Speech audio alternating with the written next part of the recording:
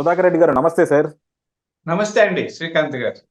Sir, రాజకీయాల్లో మీరు బానే ఉంటారు, మమ్మల్ని మాత్రం ఎండగడతా ఉంటారు అని చెప్పి ఒకటి అంటా ఉంటారు సార్.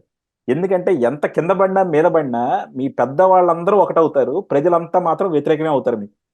ఎందుకంటే ప్రశాంత్ కిషోర్ అనేవాడు ఆంధ్రప్రదేశ్ నాశనం చేశాడు, ఆంధ్రప్రదేశ్కి ఒక దొంగ, ఆంధ్రప్రదేశ్కి ఒక బీహారోడు వచ్చాడు, మొత్తం సర్వనాశనం చేశాడని చెప్పి మనందరం కూడా చాలా మటుకు తిట్టాము, మీరందరూ కూడా చాలా ఇంటర్వ్యూలు చేశారు. కానీ ఈరోజు అలాంటి ప్రశాంత్ కిషోర్ని తీసుకొచ్చి మీ పక్కన కూర్చోబెట్టుకుంటున్నారు కదా సార్, ఇది ఏమన్నా న్యాయంగా ఉందా అసలు? ఇప్పుడు మీ శత్రువు చేతిలో ఒక పెద్ద కత్తి ఉందండి, చాలా పదునైన కత్తి. అందరినీ ఆ కత్తితో నరుకుతుంటే మీరేం చేస్తారు? కత్తి లాక్కోవడానికి ప్రయత్నం చేస్తారా లేదా?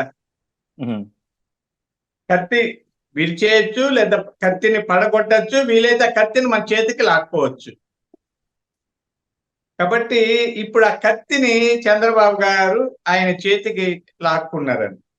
చంద్రబాబు నాయుడు గారు శ్రీకృష్ణుడు లాంటి వ్యక్తి అండి. అంటే మనం ఇక్కడ ఎక్కువ మంది చాణక్యుడు అంటుంటారు మా ఏరియాలో, అపర చాణక్యులు చంద్రబాబు నాయుడు గారు అంటే, కానీ ఆయన శ్రీకృష్ణుడు లాంటి వ్యక్తి అండి. ఆయన కంటి చూపుతో చంపేస్తానని బాలకృష్ణ గారు అంటుంటారు. అదొక పెద్ద డైలాగ్. అలా చంద్రబాబు నాయుడు గారు ఏ చూపుతో ఏం చేస్తారో ఎవరికీ తెలియదు, అంత స్థిత ప్రజ్ఞత ఆయనలో ఉంటారు. వాడుకుంటే తప్పే ఉందండి. తెలివైన వాడు అంటే ఇప్పుడు రెండండి, తెలివైన వాడు కుట్ర చేయగలడు, మంచి చేయగలడు. ఆ తెలివిని ఎలానా వాడుకోవచ్చండి. ఇప్పుడు మనం కరెంట్ ఉంది, ఎలక్ట్రిసిటీ, దాంతో లైట్లు వెలిగిస్తాం, లేదా పవర్ జనరేట్ చేసి పనులు చేస్తాం, ఎవరికైనా పెట్టి షాక్ ఇచ్చి చంపేయచ్చు. ఇదేదైనా కత్తి అయినా ఏదైనా వాడుకునే దాన్ని బట్టి ఉంటుంది అనేది. మనం ఆ శక్తివంతమైన, తెలివైన, వ్యూహ నిపుణుడైన ప్రశాంత్ కిషోర్ గారిని పాజిటివ్ గా వాడుకోవడం కోసం చంద్రబాబు నాయుడు గారు తీసుకున్నారు. అప్పుడు ప్రశాంత్ కిషోర్ గారిని వ్యక్తిగతంగా పెద్ద కాకపోయినా అతను అడిగాడు, ఈ కుట్రలో కొత్తందరే ఎలా చేయాలంటే టెక్నిక్స్ చెప్పుండొచ్చు. ఇప్పుడు కోడికత్తి డ్రామా కానీ, లేదా బాబాయ్ హత్య, ఇవన్నీ కూడా సలహా చెప్పుండొచ్చు. ఇప్పుడు మీకు ఒక లాయర్ని పెట్టుకున్నామండి, నేను ఒక మర్డర్ చేశాను, లాయర్ దగ్గరకు పోతే ఆధారాలు లేకుండా కేసు కొట్టించేయడానికి ఆయన నన్ను చాలా ఉత్తముడుగా ప్రజెంట్ చేయడానికి టెక్నిక్స్ అన్ని నేర్పిస్తారు.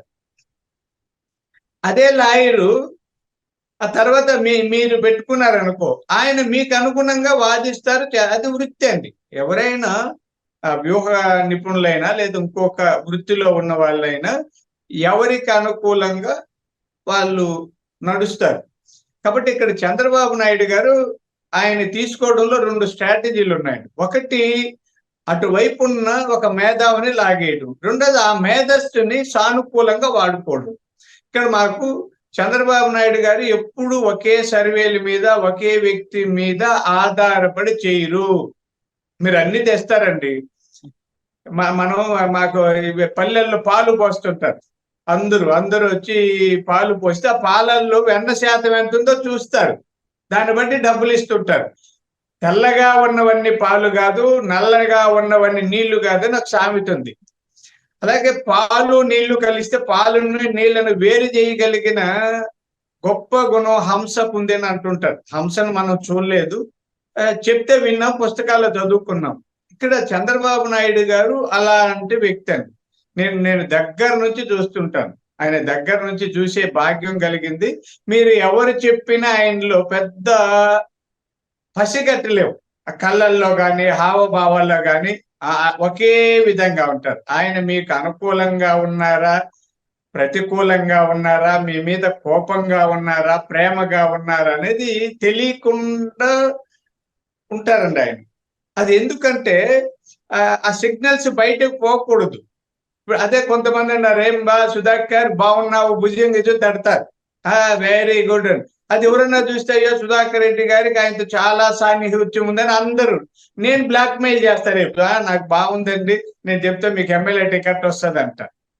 ఓహో, అందుకే కదా భుజం తట్టారు అనుకుంటారు. ఇలా అంటే ఎక్స్ప్లాయిట్ చేయడానికి వీలు కాకూడదు. ఒక ఉన్నతమైన స్థితిలో ఉన్న ఏ వ్యక్తి అయినా, చంద్రబాబు నాయుడు గారు కాదు, ఎవరు కూడా కొంత ఆ బ్యాలెన్స్ మెయింటైన్ చేయాలండి. కార్యకర్తలైనా ముఖ్యులైనా ఎవరైనా, ఎందుకంటే మనసులో ఉన్న విషయాన్ని పసిగట్టకూడదు.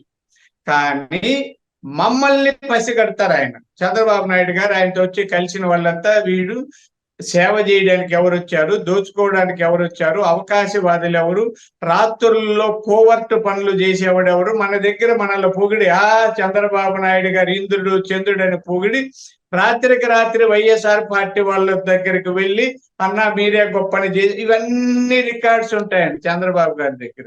ఇందిరాగాంధీ తర్వాత మన దేశంలో ప్రతి వాళ్ళ జాతకాలు చేతిలో పెట్టుకుని రాజకీయం చేసే స్థిత ప్రజ్ఞుడైన వ్యక్తి చంద్రబాబు నాయుడు గారు. కాబట్టి ఇక్కడ పెద్ద మనం ఏం చేయలేదు. ప్రశాంత్ కిషోర్ వచ్చి మా దగ్గర మళ్ళీ కోడి కత్తితో పొడవమని చెప్తే మేము పొడుస్తామా? కాబట్టి ఆ ఎనర్జెటిక్ పర్సన్ ని కానీ ప్రశాంత్ కిషోర్ అనుకూలంగా వాడుకుంటామండి. కానీ ప్రశాంత్ కిషోర్ స్ట్రాటజీ కనుక చూసామనుకోండి సార్, ఎప్పటి నుంచి కాదు, ఆయన మోడీ గారితో పనిచేస్తున్నప్పటి నుంచి కూడా ప్రశాంత్ కిషోర్ అనేవాడు ఒక నెగిటివ్ మైండ్ సెట్, అన్ని నెగిటివ్ పాలిటిక్సే చేస్తూ ఉంటాడు. ఇప్పుడు జగన్మోహన్ రెడ్డి గారితో మనం చూసాము, కోడికత్ అన్నాడు, బాబాయ్ హత్య, పింక్ డైమండ్, ఇలా నెగిటివ్ అన్ని ప్రచారం చేశాడు. అలాగే మనం తృణమూల్ కాంగ్రెస్ కర్ణాటక ఇది వెస్ట్ బెంగాల్లో చూసాము, అక్కడ కూడా wheelchair to CM chair అని చెప్పి ఆమెకి ఏదో అటాక్ చేశారని చెప్పి వీల్ చైర్లో పెట్టుకుని ఇలాంటి నాటకాలు ఆడాడు. రేపొద్దున తెలుగుదేశం నాయకులు ఎలాంటి నాటకాలు ఆడబోతున్నారు? ఎందుకంటే మా అందరికీ భయం, ప్రశాంత్ కిషోర్ రాజకీయాలు ఎప్పుడు కూడా చాలా నీచంగా, చాలా నెగిటివ్గా ఉంటాయి. సో అవన్నీ సిద్ధమైతేనే అలాంటి వాళ్ళని మనం తెచ్చి దగ్గర పెట్టుకుంటాం.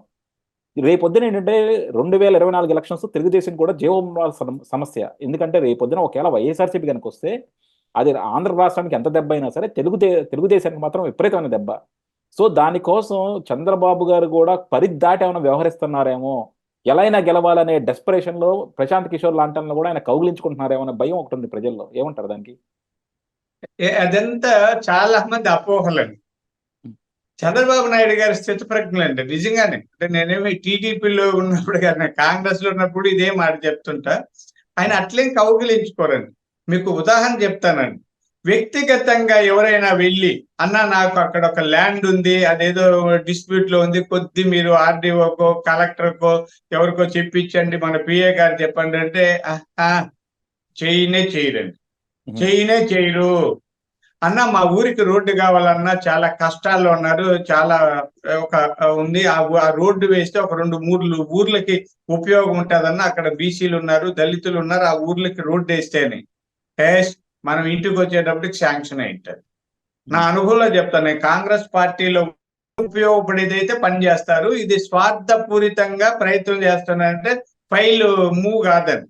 అది ఆయన వ్యక్తిత్వం చిన్నప్పటి నుంచి. అందుకనే చాలా మంది బంధువులు కొంతమంది స్వార్థపూరితమైన ప్రయోజనాల కోసం చంద్రబాబు నాయుడు గారి దగ్గరికి వెళ్ళి పని జరగక తిరిగి వచ్చి ఆయన బంధువులకు కూడా ఉపయోగపడలేదన్న బురద చల్లుతుంటారు.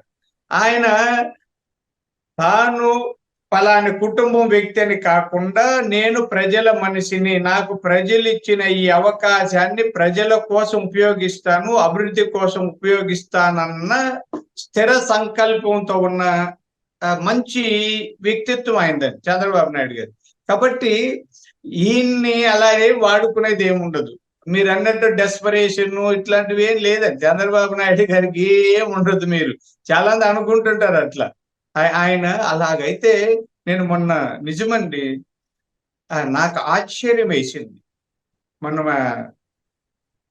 పాదయాత్ర యువగలం ముగింపు సభలో ఆయన మాట్లాడుతుంటే నేను ఈయనకి ఎనర్జీ ఎక్కడి నుంచి వచ్చింది ఏమంటే, నేను యోగా థెరపిస్ట్ అండి, యోగాల్లో ఎంఫిల్ పిహెచ్డి యోగా మెడిటేషన్ వాటి సైకాలజిస్ట్ అని, ఫార్మసిస్ట్ అని, అంటే మనిషి ఇవన్నీ అంటే శారీరకంగా మానసికంగా అవన్నింటిని కూడా అంచనా వేయగలిగిన కనీసం ప్రాథమిక జ్ఞానం అన్నా ఉంది. నేనేమి పెద్ద ఎక్స్పర్ట్ అనకపోయినా ఈ వయసులో అనర్గళంగా మాట్లాడు అటు ఇటు తిరుగుతూ అసలు అంటే మనం ఓహో అనిపించింది. మాకు పల్లెల్లో వీధి నాటకాలు వేస్తుంటారు, వాళ్ళు చాలా ఎనర్జెటిక్ గా ఉంటారు. ఆ తర్వాత ఉదయం అలసిపోయి పడుకుంటారు. ఈయన మళ్ళీ అలసిపోరు, అక్కడ నుంచి మళ్ళీ ఉదయం పోతారు, మళ్ళీ పని అసలు ఈయనకి ఎనర్జీ ఎలా వస్తుంది అన్నంతగా పని చేస్తారండి. దీనికి రీజను నిబద్ధత అండి.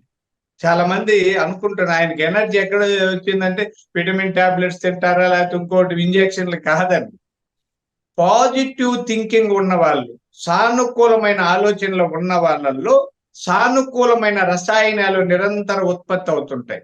సెరటోనిన్ కానీ, ఎండార్ఫిన్స్, డోపమైన్స్, ఆక్సిటోసిన్ ఇట్లాంటివి సానుకూల రసాయనాలు ఉన్నప్పుడు ఒళ్ళు నొప్పులు తెలియదు, కాళ్ళు నొప్పులు తెలియదు, ఉత్సాహం తగ్గదు, నీరసం రాదు, చాలా అద్భుతంగా ఉంటారు. కాబట్టి తన శరీరాన్ని, తన మనసును సమాజ హితం కోరి నిర్మాణం చేసుకుంటుంటారు. మీకు ఇక్కడ సరదాగా చెప్తానండి. నాకు ఒకప్పుడు, నాకు ఇప్పటికీ గుర్తు, కిరణ్ కుమార్ రెడ్డి గారు మాజీ ముఖ్యమంత్రి, మేమంతా ఫ్రెండ్లీగా ఉండేవాళ్ళం. ఇప్పుడు కాంగ్రెస్ ఒక రోజు అన్నాడు, ఆరోగ్యంగా ఉండాలి అన్నాడు. ఏమబ్బా అంత ఆరోగ్యం అంటే ఎప్పుడు వస్తుందో పదవి కాంగ్రెస్ పార్టీలో తెలియదు. మనకు 60 ఏళ్ళకి వస్తుందా, 70 ఏళ్ళకి వస్తుందా, ముసిలోడైపోయి చచ్చిపోయేటప్పుడు వస్తుందా తెలియదు. అప్పటి వరకు బతికుండాలి కదా ఆరోగ్యంగా. మీకు ఆ లాజిక్ అర్థమైందా? అదే నేను నిన్న మొన్న ఇప్పుడు మేము ఫ్రెండ్స్ అంతా అదే అనుకున్నాం, కిరణ్ కుమార్ రెడ్డి గారు ఎప్పుడు చెప్పారని. అలా ఆయన కూడా చంద్రబాబు గారిని చూసి అలా చెప్పారు. చంద్రబాబు నాయుడు గారు నిరంతరం ఆరోగ్యంగా ఉంటారు. ఆయన ఉండడమే కాకుండా సమాజాన్ని ఆరోగ్యవంతంగా ఉంచాలి, సమాజాన్ని అభివృద్ధి పదంలో నడిపించాలి, సమాజం హితం కోరి పనిచేయాలన్న లక్ష్యంతో ఉన్న వ్యక్తి ప్రశాంత్ కిషోర్ గారిని తీసుకొచ్చి తప్పులు చేయించే అవసరం లేదండి. ఆయనకు అందరూ తెలుసు. ఇప్పుడు ఉన్నారు రాబిన్ శర్మ గారు ఉన్నారు, ఇంకా చాలా మంది సర్వేలు చేస్తున్నారు.